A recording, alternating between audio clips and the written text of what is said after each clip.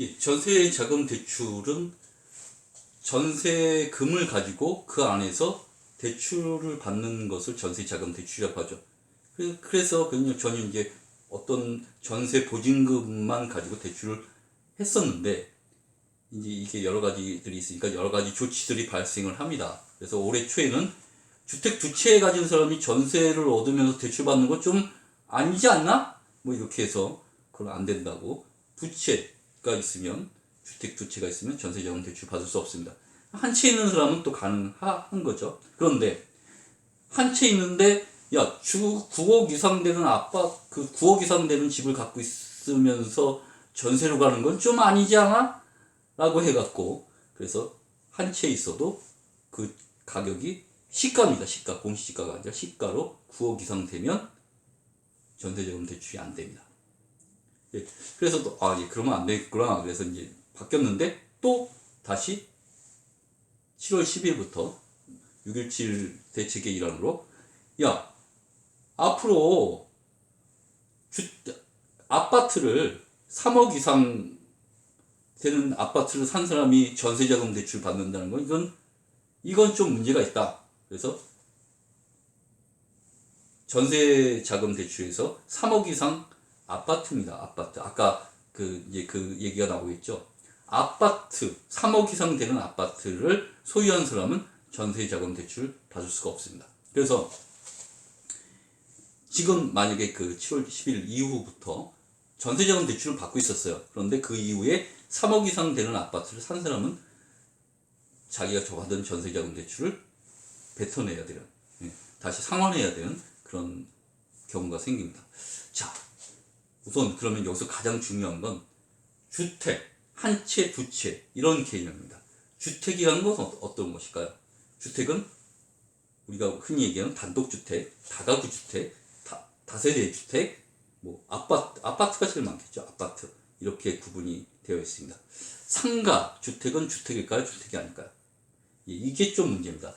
그 은행에서는 이건 뭐 담보대출에 있어서 상가 주택이 있어요. 그래서 상가 부분이 그 전체 면적의 2분의 1을 초과하면 이거는 주택으로 안 보고 상가로 봅니다. 그러나 주택이 있냐 없냐의 부분에서는 상가주택도 주택으로 봅니다. 그래서 그걸 참고하시고, 우리가 국토부에다가 무주택조회를 합니다. 그래서 국토부에 내가 뭐 상가를 보유하고 상가주택을 갖고 있는데 뭐 거기에 나오지 않았다. 그러면 은행에서는 상가 주택으로 보유하고 있지 않은 걸로 생각을 합니다. 또 한 가지는 이겁니다. 내가 주택은 보유하고 있어요. 그런데 이게 2018년 9월 13일 이전에 매매 계약을 체결한 거예요. 그리고 대출 신청하기 전, 전세자금 대출 신청하기 전에 임대사업자 등록증을 냈습니다. 임대사업한 대출. 그러면 그것은 주택으로 보지 않습니다. 그러니까 내가 주택을 두 채 갖고 있는지, 임대사업자를 냈는지 이런 것들을 다 알아봐야 되는 부분이 있어요. 어렵죠. 그런데 그냥 하나씩 정리를 할게요. 자, 주택이 두 채 있으면 안 됩니다. 대신 그게 주택이 한 채까지는 가능한데 그 한 채가 예전에 2020년 7월 10일 이전에 소유한 것은 9억까지는 가능합니다. 그런데 그 이후에 소유한 게 아파트인 경우에 3억 이상은 그 한 채에도 안 된다.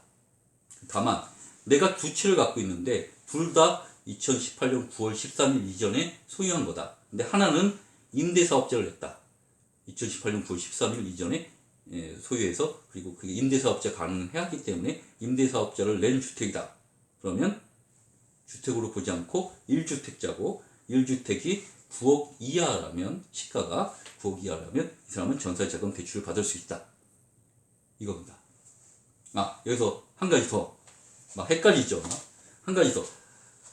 담보대출에 있어서의 주택과 전세자금 대출에 있어서의 주택은 조금 다릅니다. 어떤 거냐면 담보대출에서의 주택은 분양권도 주택으로 봅니다.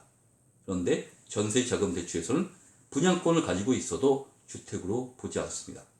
왜냐하면 분양권은 내가 들어가서 살 수가 없지 않습니까? 아직까지 뭐 짓고 있는 과정이기 때문에. 물론 재개발 물건 같은 경우에는 그 관리처분이 나와서 분양권이 되지 않는 상태에서는 살 수가 있기 때문에 그건 주택으로 관주를 합니다. 그게 복잡하죠. 그래서 내가 여러 가지의 경우의 수들이 너무 많기 때문에 하나하나씩 들기 좀 그래요. 그래서 주택담보대출에 있어서는 내가 분양권이 있다. 그리고 집을 하나 사면서 대출 받겠다. 그러면 분양권을 처분하겠다는 각서를 써야지만 가능합니다. 근데 전세자금 대출은 내가 분양권만 하나 갖고 있다. 그리고 물론 집이 하나 있는데 그 두 개가 두 채기 때문에 아예 안 되는 게 아니라 주택을 하나 있는데 9억 이하짜리고 그 이전에 그 7월 20, 뭐 작년에 2019년도에 뭐 취득한 주택이라고 할게요. 그리고 분양권도 하나 있다. 그래서 그럴 때는 대출이 가능합니다. 그런데 나중에 이제 분양권도 주택으로 보는 경우가 두 가지가 있는데요. 한 가지는 내가 분양권이 입주가 준공이 떨어지고 난 다음에 잔금 대출을 받게 되면 주택으로 간주를 합니다. 그리고 그러거나 아니 잔금 대출을 안 받았어요.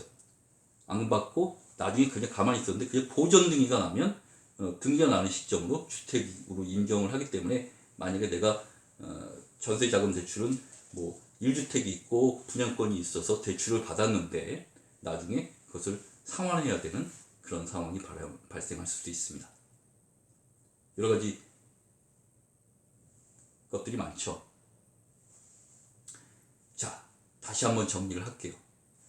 주택이란 개념, 그리고 주택을 어떻게 보는 개념이냐에 따라서 전세자금 대출을 받냐 안 받느냐, 1주택자냐 2주택자냐.